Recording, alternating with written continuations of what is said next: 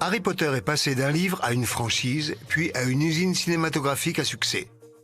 Moins cher, meilleur et plus rapide. C'est ce que tout le monde veut entendre. Pourtant, la formule magique échoue lorsque la coupe de feu se met à déborder. Ils ont dépensé une grosse somme pour le 4e film. La bulle de la Warner éclate. Ils ont compris qu'ils devaient faire plus attention, donc le budget a commencé à baisser lorsqu'on est arrivé au 5e film. Ce qui n'aide pas à garder une cohérence sont les changements constants d'équipe. Certains doivent partir, comme les professeurs de défense contre les forces du mal. Je n'étais pas invité. Tout est temporaire dans l'industrie du cinéma. Peter me manquait, c'est certain. On disait les choses telles qu'elles étaient et souvent les gens ne voulaient pas l'entendre. Il rejoint les réalisateurs Chris Columbus, Alfonso Cuarón, Mike Newell et les gourous des effets visuels. J'ai trouvé une raison de m'en aller. Personne ne m'écoutait, alors je me suis dit il est temps de passer à autre chose. C'était très frustrant pour Peter parce que c'était important pour lui. C'est en partie grâce à lui que les 4 premiers films ont pu être faits parce qu'il a travaillé dur. Et les difficultés de la vie d'adulte commencent à prendre le dessus pour les acteurs. Emma Watson a failli partir après le 4e film. Daniel Radcliffe est lui aussi en train d'atteindre ses limites. Il avait des problèmes d'alcool et arrivait sous au studio. En fait, toute la bande de Harry Potter connaît des moments difficiles. C'est là qu'on commence à sortir un peu de l'école et qu'on en apprend plus sur la résistance à Voldemort.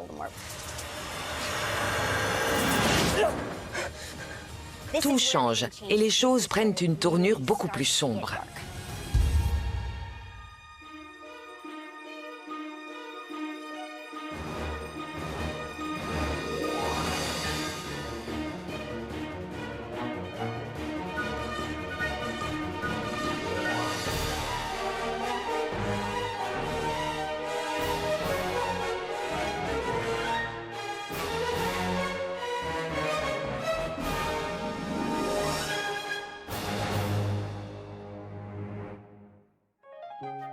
Au fil des années, l'histoire de Harry Potter évolue.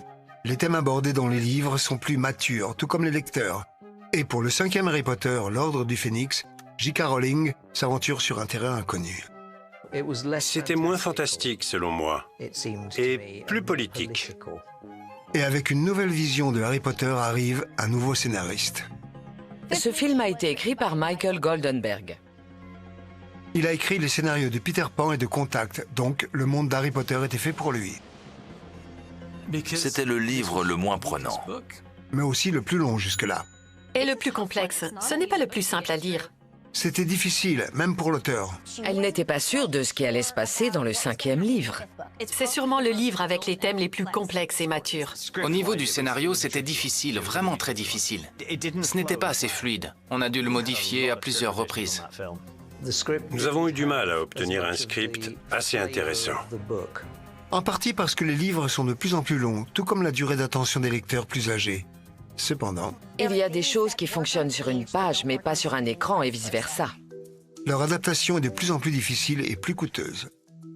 Puisque les livres et les films devenaient plus complexes, c'était naturel qu'ils divergent à un certain moment. Donc, non seulement le nouveau texte adapté est long et complexe en termes de politique, mais Harry Potter et l'Ordre du Phénix a aussi besoin d'un nouveau réalisateur. Le changement de réalisateur à chaque film était déstabilisant, mais aussi très inspirant. Après avoir eu 3 réalisateurs différents, le changement est devenu habituel. On s'y était habitué. À chaque fois qu'on signait pour un nouveau film, on disait « Alors, qui est le réalisateur ?» Il y avait un groupe qui travaillait sur tous les films et il comprenait presque tous les départements artistiques. Ceux qui s'occupaient des effets spéciaux, des maquettes et des effets pour les créatures. Peu importe qui venait prendre des photos, on gardait une certaine continuité sur tous les films. Donc, David Heyman a besoin de quelqu'un pour réaliser ce film hollywoodien à gros budget. Alors son choix se porte sur David Yates. David Yates n'était pas un réalisateur de films hollywoodiens à gros budget. L'expérience de David était essentiellement pour la télévision. J'ai vu un court-métrage qu'il avait réalisé et qui s'appelle « When I Was a Girl ». C'était probablement son premier téléfilm. En réalité, il n'a réalisé qu'une poignée de projets à petit budget, dont The Tichborne Clement. Un mystère qui se déroule au 19e siècle, ainsi que Rencontre au sommet, une histoire d'amour avec Bill Nighy, qui a gagné plusieurs récompenses en 2005. Je pense que David a été choisi pour sa personnalité. Calme, doux, très intéressant et très chaleureux. On peut dire qu'il rassemblait toutes les qualités qu'on trouvait au réalisateur précédent. Il voulait quelqu'un qui puisse apporter de nouvelles idées à la franchise, mais aussi quelqu'un de nouveau dans l'industrie qui verrait ça comme un nouveau défi. David apportait un naturel qui faisait partie de lui. Et j'étais complètement impressionné par sa capacité à créer une distribution d'ensemble. Mais très vite, David Yates est confronté à la difficulté unique d'adapter une série qui est toujours en cours d'écriture. Créature ne vit que pour servir la noble maison des plats. Le réalisateur n'allait pas inclure Créature dans le 5e film. Créature, assez de ton venin. Yates obtiendrait ce qu'il voulait et l'arrêt de mort de Créature allait être signé. Pauvre Créature.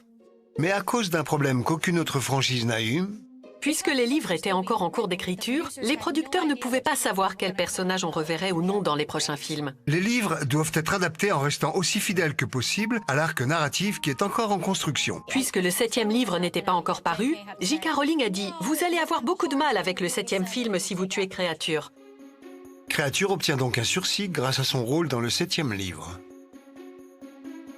David Yates se rend compte qu'aucun réalisateur de Harry Potter n'a le contrôle total de l'histoire. Je pense qu'il s'est vraiment immergé dans le livre. Il a commencé à lier une relation très forte avec J.K. Il avait beaucoup de respect pour les livres et il voulait absolument comprendre la psychologie des personnages et ce que ces événements fantastiques pouvaient signifier pour eux sur le plan personnel. David Yates saute dans le grand bassin, mais il va nager dans une piscine pleine de talent parce que la franchise Harry Potter n'a jamais manqué d'acteurs britanniques respectés. Il y allait avoir la crème de la crème pour jouer les personnages adultes.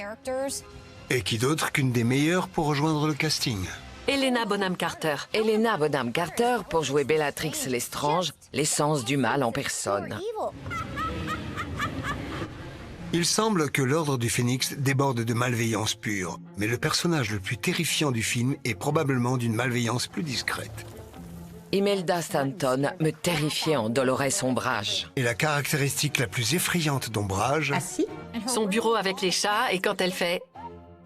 est bien pire qu'un visage sans nez. C'était terrifiant. Je la détestais. Toutes mes scènes avec Imelda étaient vraiment très amusantes à tourner. Si Rusard devait tomber amoureux, ça serait d'Imelda. Et qui est de retour? Le préfet en chef de Poudlard. Pour être honnête, c'était une surprise pour moi, parce que si on a pu faire sans Percy pour la Coupe de Feu, il était tout à fait possible de faire sans lui pour la suite. C'est un personnage qui devient superflu pour l'intrigue principale, et ce jusqu'à la fin. Donc j'étais agréablement surpris de revenir. Je crois qu'il s'est passé 2 ans entre le prisonnier d'Azkaban et l'Ordre du Phénix. Donc j'ai eu l'occasion d'expérimenter un peu et de jouer dans autre chose qu'Harry Potter. C'était vraiment bien de revenir avec un peu plus d'expérience dans le monde réel. Concernant les personnages principaux, la Warner évite la crise de justesse au sein de la production. Emma Watson a failli partir après le 4e film. Il y avait une rumeur selon laquelle Emma allait être remplacée parce qu'elle était difficile. Emma réfléchissait à quitter la franchise. Même si elle, Rupert et Daniel étaient sous le feu des projecteurs, puisqu'ils formaient une sorte de trio, elle était la seule fille. Et en comparaison avec les garçons, les fans agissaient différemment. Ça a mis beaucoup de pression sur ses épaules, et elle se sentait très seule pendant cette période. Je comprends un peu Emma. Vous savez, en tant que jeune femme, la pression de grandir devant une caméra et tout ce qui va avec était plus grande. Et évidemment, elle la ressentait plus intensément que les garçons, surtout avec la presse et tout ce que la société se permettait de faire avant. C'était angoissant. Elle ne pouvait aller nulle part sans se faire pourchasser. Elle n'avait aucune vie privée. Donc elle pensait sérieusement à quitter la série, mais au final, elle ne l'a pas fait. Et je pense qu'on est tous très reconnaissants, parce que ça aurait pu tout changer. Au final, ça ressemble plutôt à une rébellion adolescente, ce qui va devenir une habitude lorsque tout le monde est revenu, y compris Emma. Les enfants grandissaient, vous savez. On les surprenait en train de fumer. C'est la vie. Certains disent qu'une amourette d'adolescence a sauvé la mise pour la Warner. Emma Watson avait un faible pour Tom Felton. Et ils sont devenus très proches sur le tournage. Emma lui avait fait une carte pour la Saint-Valentin et l'avait envoyée anonymement. Puis tout le monde a dit à Tom que ça venait de moi, alors que non. Évidemment, je n'allais pas dire que ça venait d'Emma si elle ne voulait pas l'avouer. Jusqu'à aujourd'hui, désolé Emma. Je pense qu'elle est restée en grande partie grâce à Tom. Avec un casting plus âgé, Je continuerai de dire les enfants. Harry Potter peut enfin devenir une franchise d'adultes. Lorsque les enfants ont atteint la fin de l'adolescence, à peu près à ce moment-là, ils étaient à un âge où ils pouvaient vraiment comprendre et réagir aux instructions d'un réalisateur. Yates est un réalisateur qui peut aider Emma, Rupert et Daniel à déployer leurs ailes. Il était vraiment là pour aider les acteurs. Il sait quoi dire à un acteur pour qu'il sache quoi faire pour obtenir le meilleur résultat. Il y a juste un problème. Il n'avait jamais travaillé avec des effets visuels. Heureusement, il a le fidèle soutien de Tim Burke, le superviseur des effets visuels qui a beaucoup d'expérience. David Yates venait du Nord comme moi, alors j'ai senti comme un lien entre nous. Et nous avons développé une très forte relation. C'était la première fois qu'on me laissait superviser les effets tout seul, parce que pour le troisième film, j'étais co-superviseur. Donc c'était une belle progression pour moi. Et une progression pour les effets visuels. David voulait vraiment que la magie soit réaliste. Mais en 2007, le réalisme n'est pas vraiment ce que les spectateurs demandent. Ça doit être encore mieux et encore plus impressionnant. On doit réussir à faire quelque chose qu'on n'a jamais fait auparavant. L'Ordre du Phénix a besoin de nouveaux effets spéciaux. Qu'est-ce que tu veux dire? Il voulait aller encore plus loin, jusqu'à pouvoir créer un effet de surprise. Mais tout ça doit leur coûter moins cher qu'avant. Et il n'y a qu'un moyen de faire plus avec moins de budget. Il est alors temps que la magie des sorciers rencontre la magie de l'informatique. David Yates a décidé d'utiliser plus d'images de synthèse. Et par conséquent, il y avait moins d'effets spéciaux mécaniques si on jugeait que ça ne fonctionnait pas. Et il n'y aura pas de retour en arrière. Vous êtes par la présente renvoyé. Ils ont dû utiliser la pointe de la technologie. Ce qui implique de grands changements pour certains des plus fidèles serviteurs de Harry Potter. De mon point de vue, ça voulait dire qu'on aurait moins de choses à faire. On a une nouvelle histoire et un nouveau réalisateur pour le 5e Harry Potter. Mais David Yates n'a pas l'habitude de réaliser des superproductions, ni de travailler avec une deuxième équipe.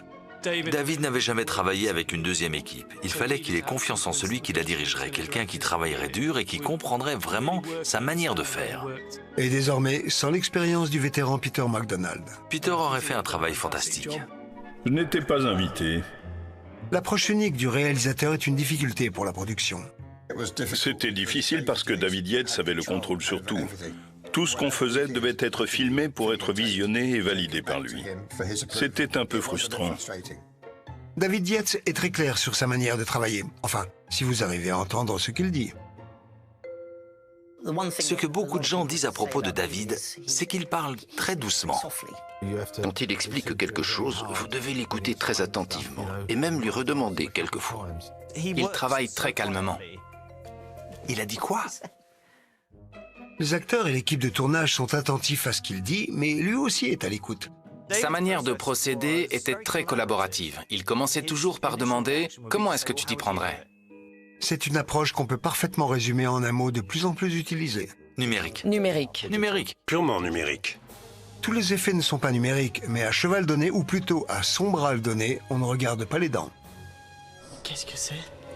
David a vu ses outils et il a compris ce qu'il pouvait faire et comment il pourrait s'en servir pour représenter ces choses de manière dramatique et obtenir un résultat vraiment crédible. Les sombrales dans le 5e film, il n'était pas question de les construire. Ils devaient être numériques. Mais l'expert en création de créatures, Nick Dodman, a beaucoup à faire pour passer de l'idée à la conception, en particulier avec ses gentilles bêtes. Moi aussi, je les vois. Au départ, on avait une illustration à partir de laquelle on a fait un modèle pour obtenir une référence pour l'éclairage. Comme ça, on pouvait l'emmener avec nous dans des lieux différents et on pouvait l'utiliser.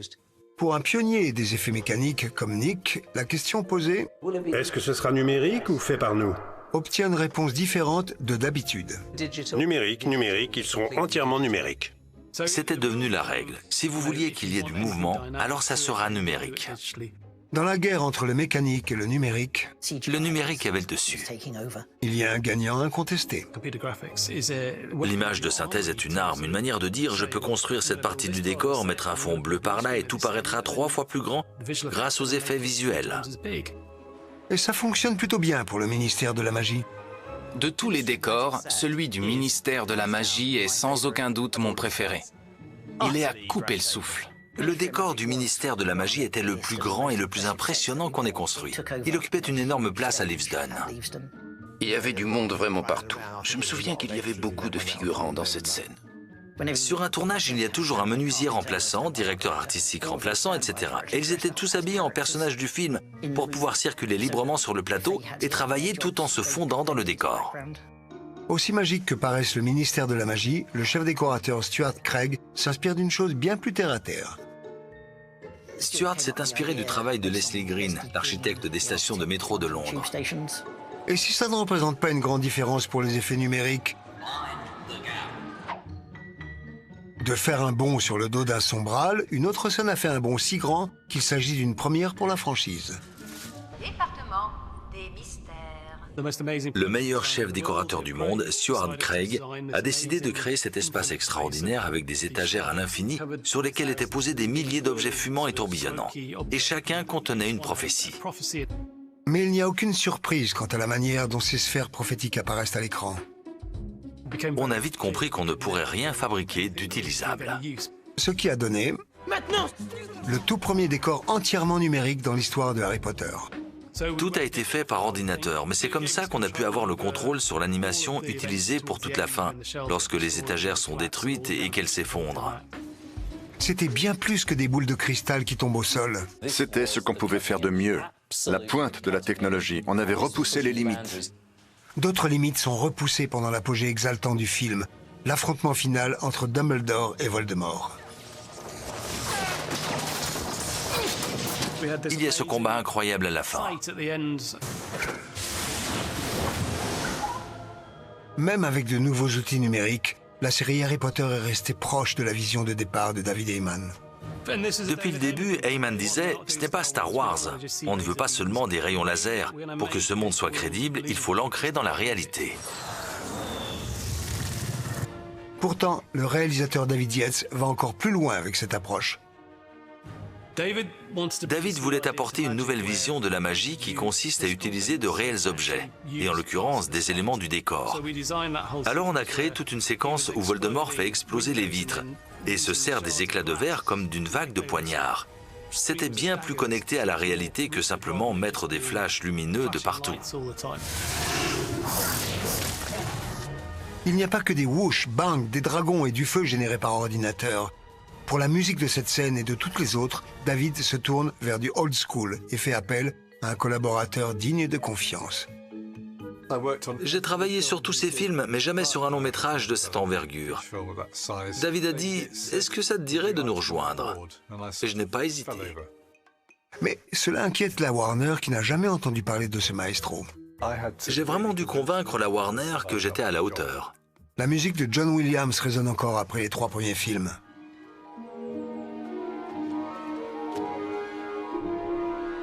Vous imaginez bien qu'arriver après John Williams n'était pas chose facile. Et évidemment, j'étais très nerveux. On lui propose alors de faire un essai. J'avais qu'un storyboard. Il doit composer la musique d'une scène et voilà le résultat.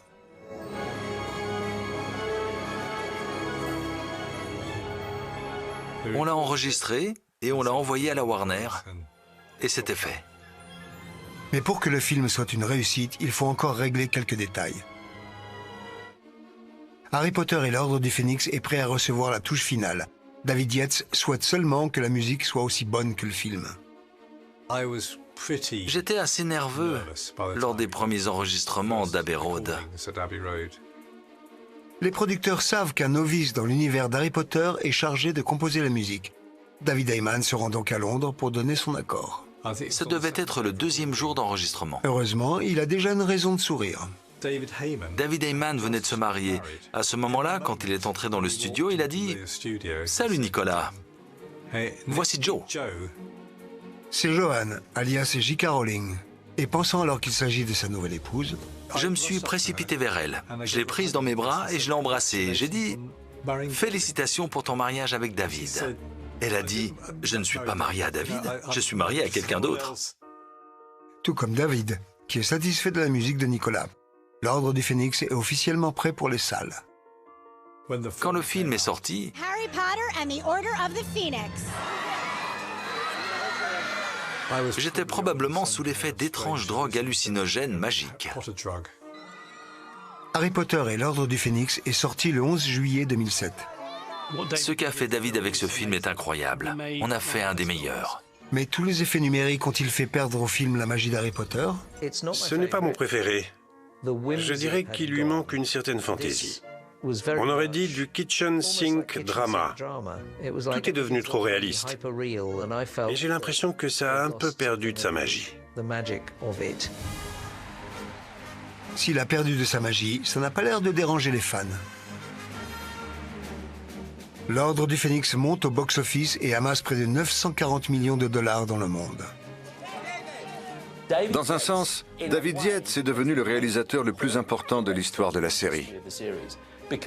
Parce que je pense qu'ils ont finalement réussi à trouver quelqu'un qui incarne l'identité britannique de la franchise et qui a aussi une aisance technique. Il est très énergique et concentré. L'énergie enthousiaste de David Yates se transforme rapidement en soupir de soulagement pour le studio. Il signe aussitôt pour réaliser le prochain film. Ils ont aimé sa manière de travailler. Il est passé d'un film modeste à une des plus grandes franchises grâce à un seul film. La machine était en marche, avec beaucoup de précision et d'assurance sous la supervision de David, qui savait ce qu'il voulait faire avec tous ses livres. À l'époque, le studio de production s'était engagé pour adapter toute la série, donc la franchise ne dépendait pas que d'un film. Et on a commencé à avoir les avantages d'une production en continu. On n'a pas eu besoin de réinventer la roue, on n'avait qu'à continuer là où on s'était arrêté. On sentait qu'à présent, cette équipe allait continuer ensemble. Alors que la Warner envisage son 6e film Harry Potter et le Prince de Sang Mêlé, un événement majeur pour Harry Potter et ses fans survient. La fin est proche. Évidemment, il y a eu 10 jours entre la sortie du film et celle du dernier livre. La dernière partie, Harry Potter et les reliques de la mort, est parue le 21 juillet 2007, marquant la fin de 20 ans d'Odyssée pour J.K. Rowling. Il y avait beaucoup d'anticipation et d'enthousiasme.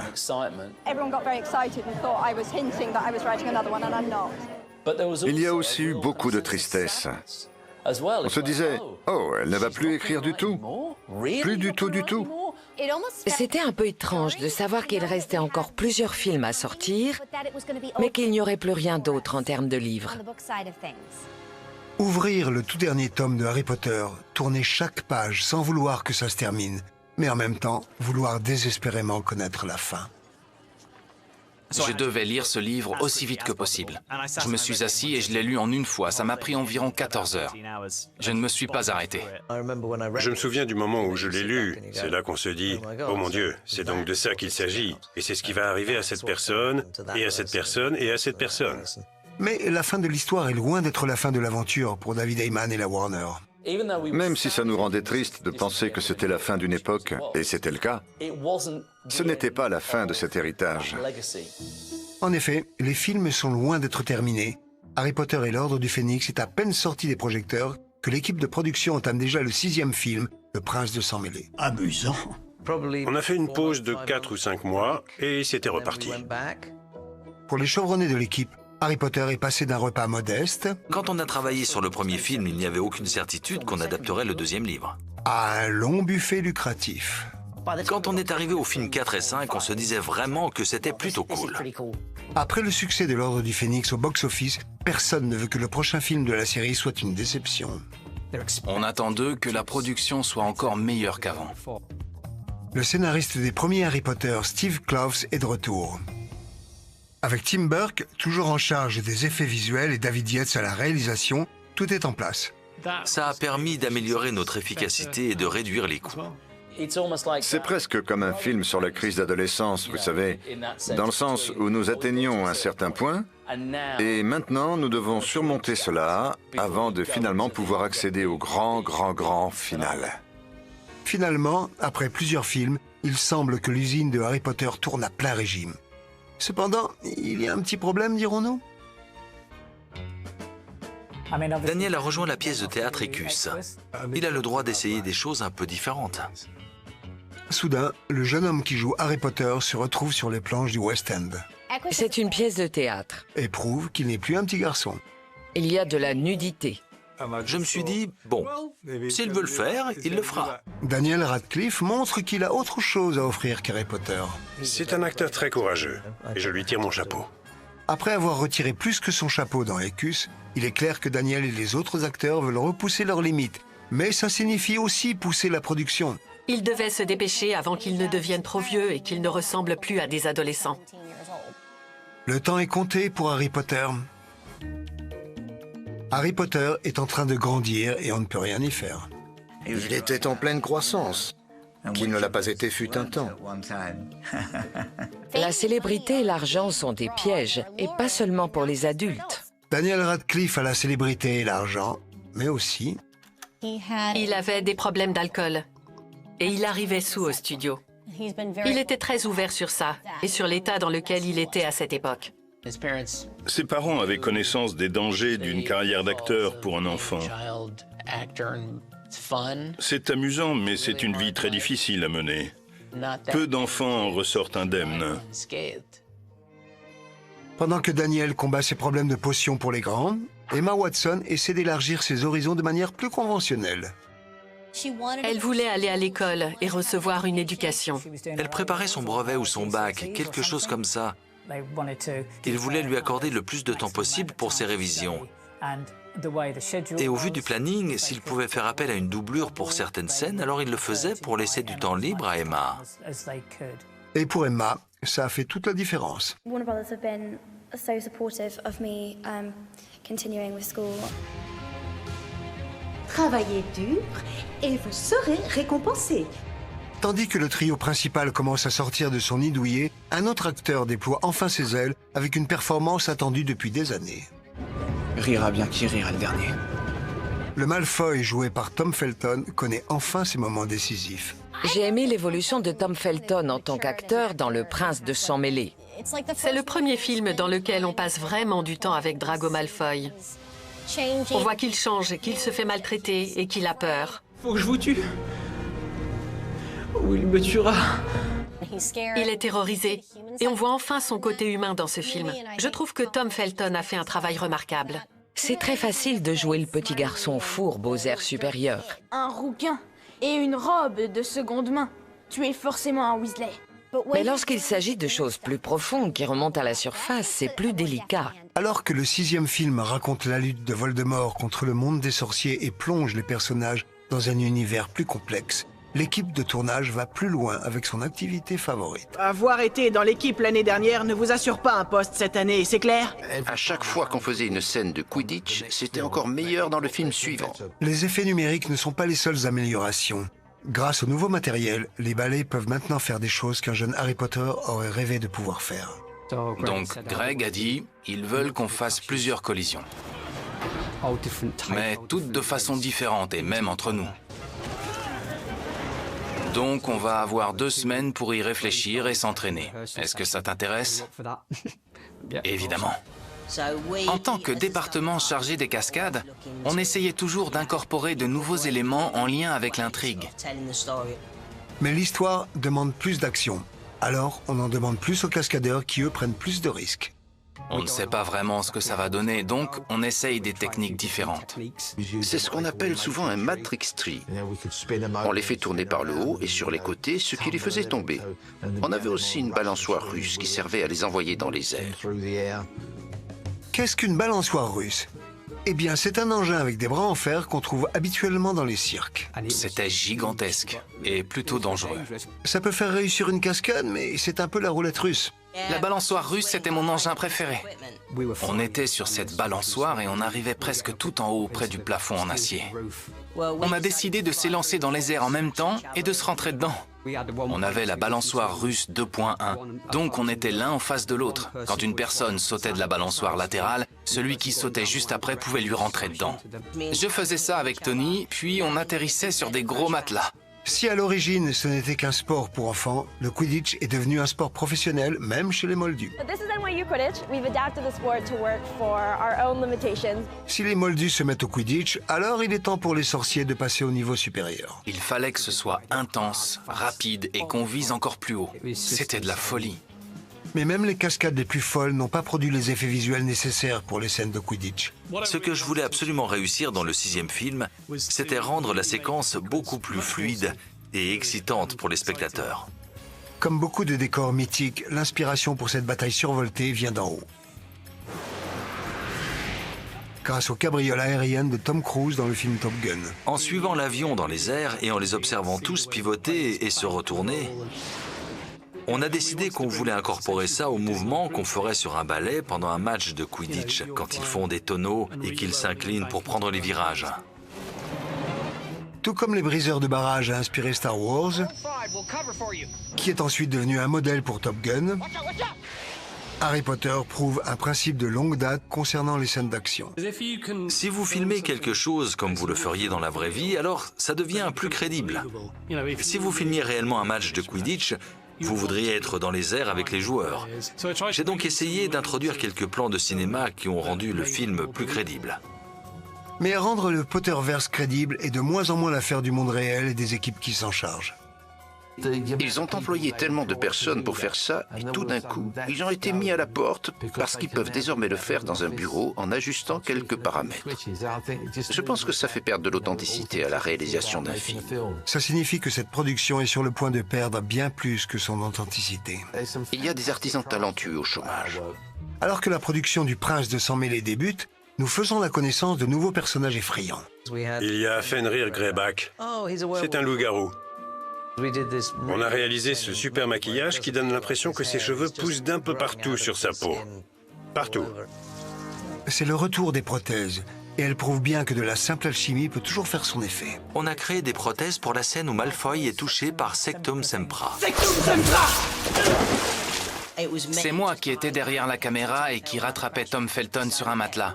On essayait toujours de repousser les limites. Et on voulait vraiment insister sur l'histoire de ce sort et montrer à quel point il est dangereux. Et pas juste un quelconque mot latin. C'est le sort le plus sanglant qu'Harry ait lancé, la première fois qu'il utilise sa baguette pour faire couler le sang. C'est un sort plutôt violent à utiliser, et Harry n'en comprend la gravité que lorsqu'il voit Malfoy se vider de son sang sur le sol. À l'origine, sa chemise devait être ouverte et son torse aussi, et on pouvait voir des marques de baguettes qui saignent sur cette zone. Mais la question est, y avait-il trop de sang? Je pense qu'ils se sont vite rendus compte que ce serait trop graphique. Pour parvenir à un résultat plus conforme aux classifications des programmes de la Warner, ils n'ont eu qu'à miser sur le costume et le maquillage. Nous avons dû faire quelques tests pour que le tissu soit légèrement humide, de sorte à créer un bel effet d'accumulation lorsqu'il commencera à saigner et que le sang passera à travers la chemise. Lumos Maxima! Il devient tellement difficile de discerner le numérique du mécanique que même les spécialistes se font avoir. Les gens qui surgissent de l'eau et essayent d'attraper Harry, c'est l'équipe de Nick Dodman. Non, c'était numérique. On n'a pas eu à faire ça. Les visions sombres de J.K. Rowling exigeaient désormais plus que ce que les effets mécaniques pouvaient offrir. Au final, il voulait que ces gens soient trop squelettiques. Ce qui a évidemment été un processus très difficile. Nous devions trouver des personnes émaciées. Nous avons donc pris pour référence l'apparence des corps sur des photos de l'Holocauste et dans des camps de concentration. Nous avons dû créer ces personnages numériques bien plus émaciés qu'un humain ne pourrait l'être. Et comme pour le département des mystères, ils allaient créer le décor complet avec des images de synthèse pour la fin culminante du film. La cave entière a été créée par ordinateur. Et l'îlot a été construit pour le décor, mais il n'y avait pas d'eau. Tout a été fait au sec.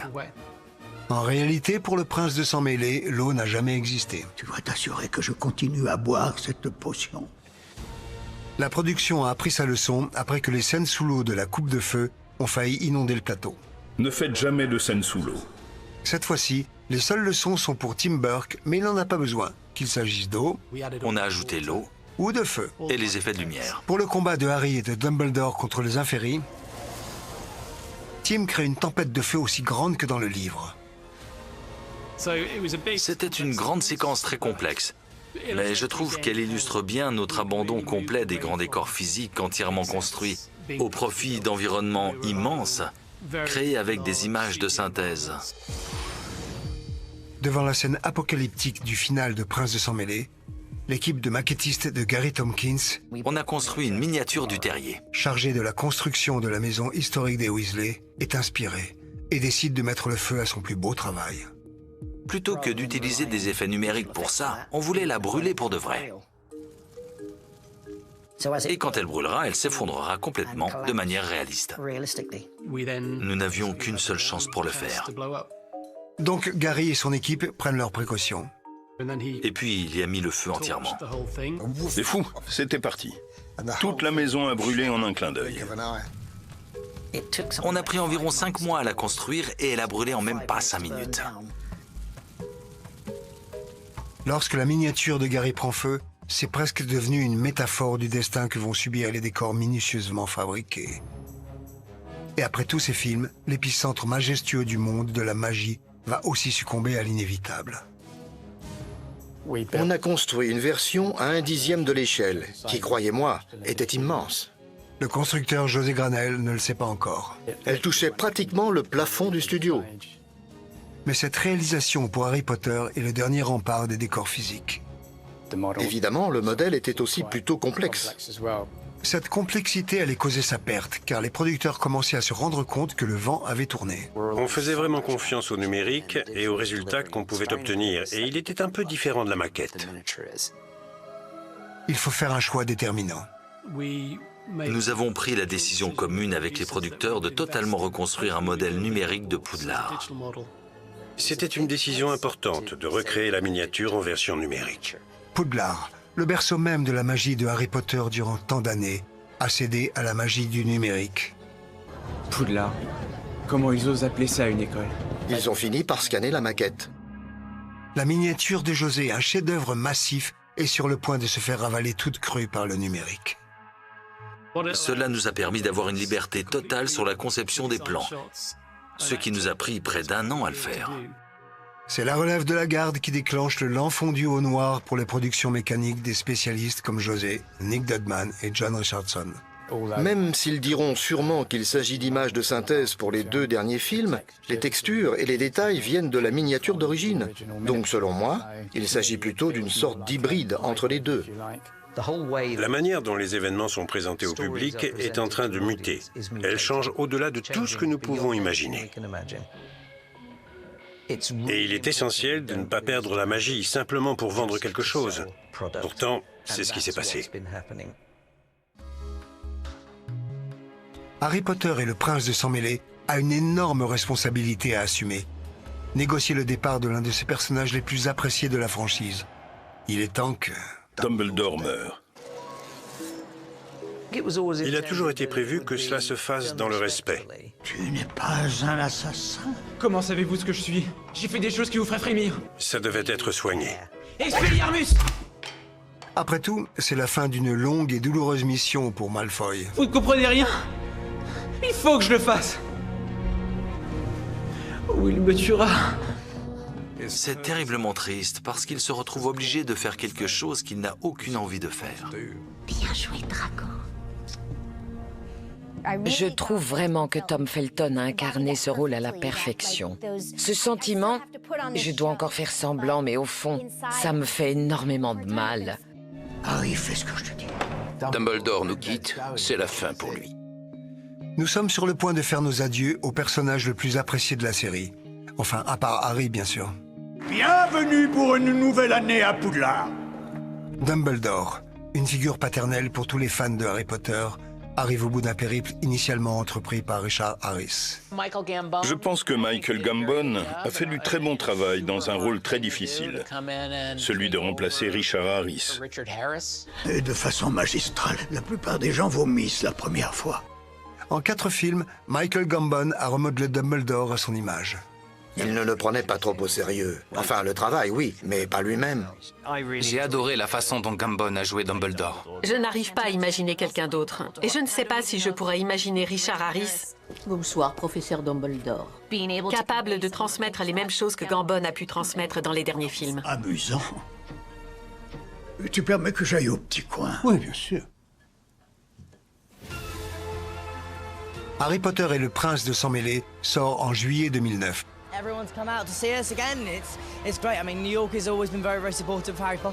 Le 6e film de Harry Potter a battu des records.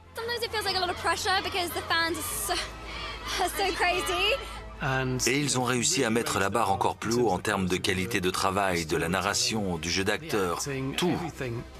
Harry Potter et le Prince de Sang Mêlé rapportent 934 millions de dollars dans le monde. Un record au box-office américain depuis l'école des sorciers. C'était énorme. C'est un triomphe au box-office. Et cette année-là, le seul film à le battre est Avatar, l'épopée créée par ordinateur de James Cameron. Le succès du Prince de Sang Mêlé prouve que le public a aussi évolué avec les films. C'est probablement le moins humoristique de tous les films. On change très rarement de registre. Mais c'était sombre, peut-être même plus sombre que le livre. On avait l'impression que c'était le prélude d'une autre histoire. Mais il ne reste plus que la fin à raconter. On savait que le prochain film allait arriver et que lorsqu'il serait terminé, tout serait fini. Il était donc inévitable que ce projet merveilleux prenne fin à un moment ou à un autre. Harry Potter va enfin voir le bout de la baguette dans ses derniers épisodes. Tout le monde avait travaillé si dur pour en arriver là qu'il fallait vraiment que le dernier film soit à la hauteur. La pression est à son comble pour finir en beauté. Il fallait que ce soit l'apogée des réalisations de chacun pour en arriver là. Pour y parvenir, l'équipe aguerrie doit faire appel à tout ce qu'elle a appris en naviguant dans le Potterverse. C'était certainement le film le plus important et l'un des plus compliqués à réaliser.